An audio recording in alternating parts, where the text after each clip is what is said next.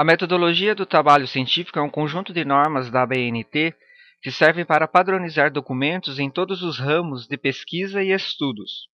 Nesta aula, vamos estudar quais os padrões das normas técnicas de trabalhos científicos, quais elementos colocar na capa e folha de rosto e como configurar a página. Eu quero mostrar agora para vocês aqui um documento, um arquivo em PDF, que é um documento, um material didático da ABNT sobre metodologia de trabalho científico. Associação Brasileira de Normas Técnicas. Este é o site onde você pode encontrar as normas, principalmente relacionadas às elaborações de trabalhos científicos. Eu quero ir direto ao local onde trata da estrutura de trabalhos acadêmicos.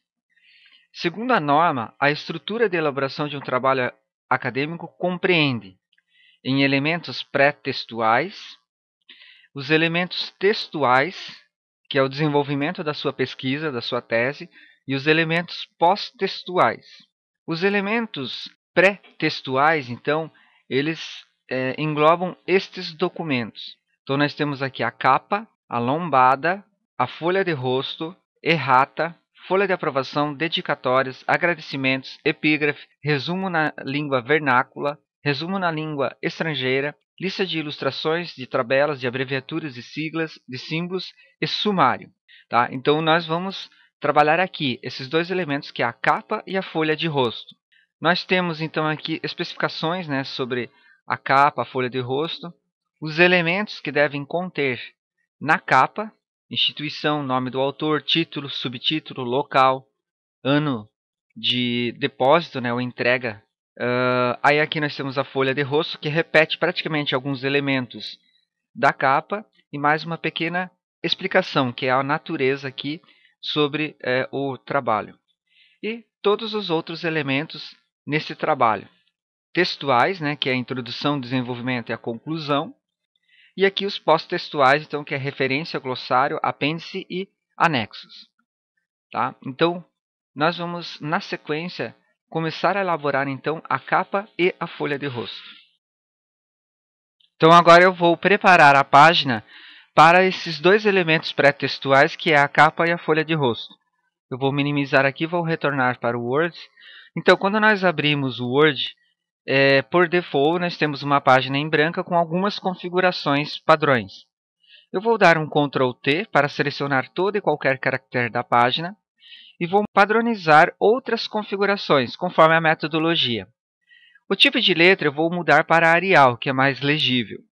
O tamanho de letra eu vou manter 12, a cor é preta, o alinhamento justificado, e aqui neste local eu vou mudar o espaçamento entre linhas para 1,5. Continuando a configuração, eu venho aqui em Layout da página, clico em Margens e vou lá em Margens Personalizadas. Aqui eu vou padronizar a margem superior e esquerda com 3 cm. A inferior eu vou colocar 1,8 e a direita 2 cm. Esse 1,8 na margem inferior é uma estratégia para posicionar a última linha dos textos exatamente a 2 cm na impressão. Vou dar um OK. Pronto. A partir de agora, então, eu posso inserir os elementos de texto da capa e folha de rosto. Agora, então, podemos inserir os elementos, os textos, na capa e na folha de rosto. Eu deixei preparado com os elementos para nós nos atermos mais às configurações. Então, esses são os elementos da capa. Nós vamos selecioná-los e vamos centralizar. Perfeito. O nome do autor você colocará logo abaixo da instituição, né, do título da instituição, dando 5 enters, deixando 4 linhas. 1, 2, 3, 4. O título do trabalho e o subtítulo, se houver, você colocará no centro da página. E você fará isso de que forma? Controlando aqui na régua entre 12 e 13 centímetros, que é aproximadamente o centro da sua página. O título do trabalho e o subtítulo eles serão em negrito e, em algumas ocasiões, em letras maiores. O local e o ano de depósito ficam no pé da página da capa, desta forma. Eu vou ainda aqui no local retirar esse espaçamento de um e-mail para aproximar o ano do local. Assim. Ao clicar aqui no ano de depósito, eu vou observar na régua aqui 27,1 centímetros, que é a distância do topo da página até aqui. Essa distância garante que na impressão, a última linha tenha aqui exatamente 2 centímetros na impressão, resultado final. As configurações da folha de rosto, então, são semelhantes. No topo da página, nós temos o nome do autor completo e em letras maiúsculas, como nós temos aqui. O título principal do trabalho e os subtítulos voltam a ser centralizados e novamente no centro da página, próximo a 12 ou 13 centímetros, acompanhando aqui na régua. Então, eles são sempre em maiúsculo, sempre em negrito.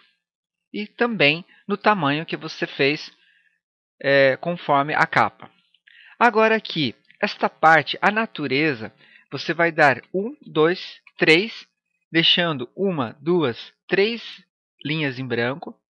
Você selecionará o texto até o nome do orientador, irá justificar, tirar o espaçamento entre linhas para 1 e diminuir o tamanho da fonte, normalmente para 10.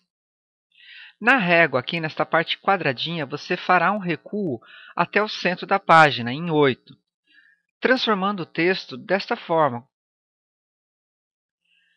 Agora, você colocará novamente na parte inferior da página o local com as mesmas configurações da capa. Então, local e ano centralizados, local com 1 de espaçamento entre linhas, e aqui você terá uma pequena diferença na medida da altura da última linha, pelo fato dessa configuração aqui nessa descrição do seu trabalho. Clicando aqui em Exibição e visualizando em 2 páginas, você pode comparar a capa com a folha de rosto e comparar aqui a altura da data e local no fim da página. Então, está configurada a sua capa e a sua folha de rosto.